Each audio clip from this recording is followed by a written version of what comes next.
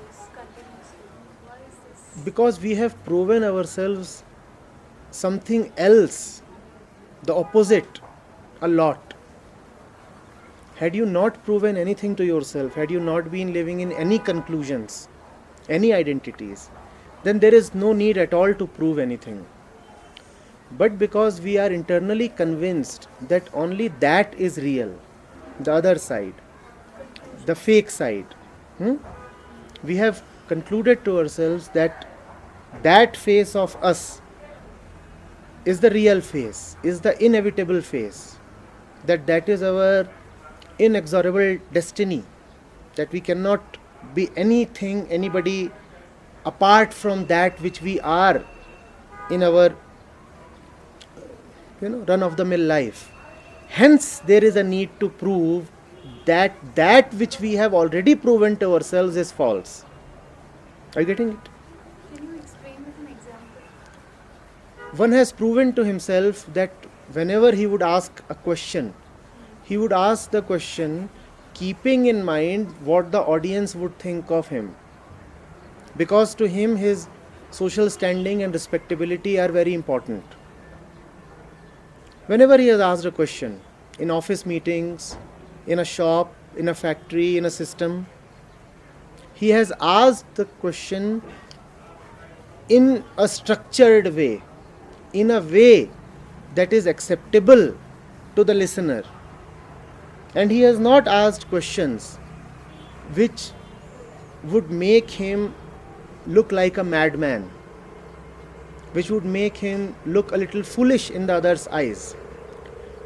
So one has always lived in the eyes of others. One has always lived afraid of others' opinions. And one thinks that that is the only way life can be lived. And then one comes here and impromptu, without knowing the speaker, without knowing the rest of the audience, simply asks something which reveals that he is prepared to admit that he does not know. Does that not prove to him that it is possible to live a little differently? That one does not always need to fake? That one can ask an honest question? That it is not a crime to not to know? So, do you see that? Something very important is being established here in these moments. And that which is established is nothing new. It is our own innocent nature. But because we have buried it a little deep under the weight of our other conclusions, assumptions, conditioning, hence one needs to come back to it again and again. One needs to come to such moments again and again till he becomes clear of all his other conclusions and conditionings. Remember that one does not come here to gain more conclusions. One comes here just to get rid of the other conclusions that one may have willingly or inadvertently internalized. And we all have concluded a lot, have we not? Most of that which we have concluded for ourselves is that which is responsible for our misery.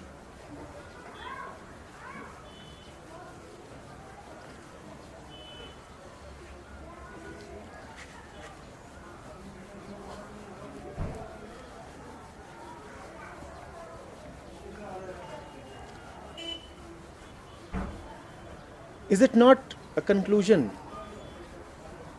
that one needs great experience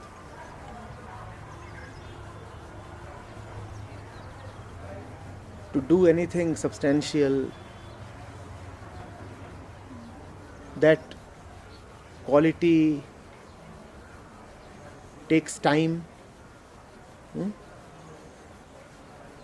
And here some of the best questions are being asked by the ones who are most inexperienced. Do you see how the myth of experience is being shattered? Do you see how those conclusions that we otherwise hold so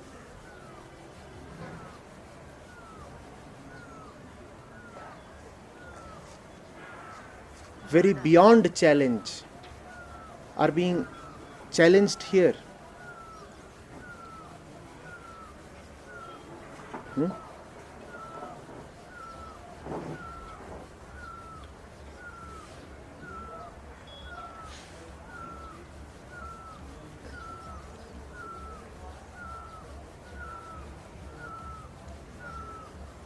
So the soul comes to experience certain things is also a conclusion of the soul.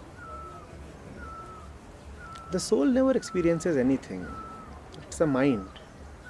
So we come here to experience through the mind. Yes, all that you prove is proven only to the mind. The soul, the self, the Atma needs no proofs. It is all right. It knows what it is. It is the mind that is suspicious, doubtful, insecure. It is the mind that needs to be convinced. It's the mind that gets convinced.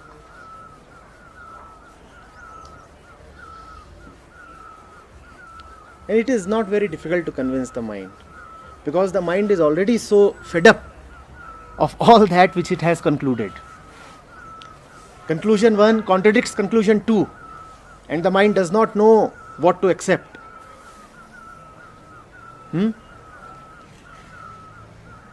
So the mind is quite willing to let go of all that which it is carrying. It only needs a little support, a little proof Support of of nothing. That proof is called faith. But that faith, at least initially, occurs in a form. So this then becomes a good tool to prove to the mind and convince it. One says if it could happen then it can happen always. Always.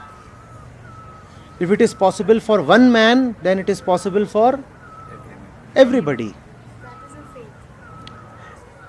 faith. Not quite, but yes. For the mind, it is just a matter of trusting through proof. Faith requires no proof. Here, we are operating through something tangible, proofs. So it is not yet faith. In faith, you are extremely sure even without proofs.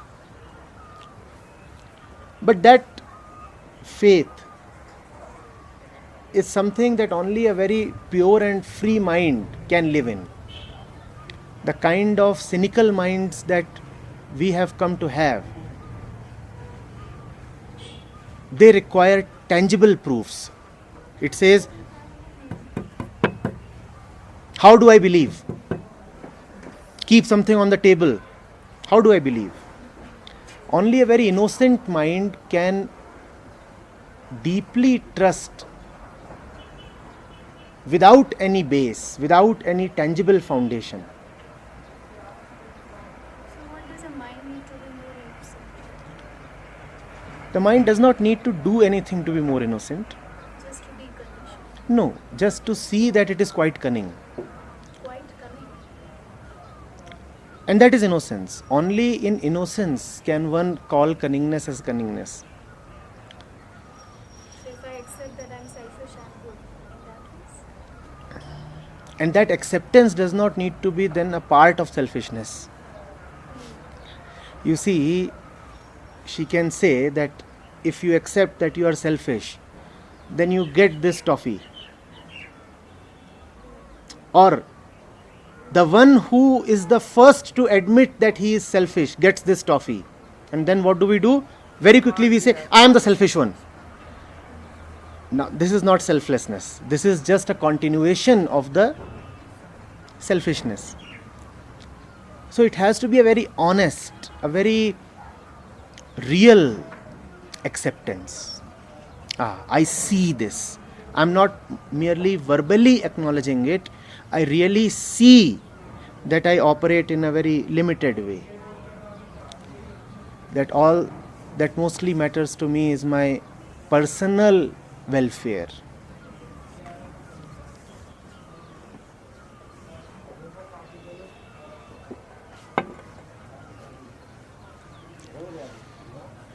All that which is essential really does not have to be found. It's such a relief. It is there.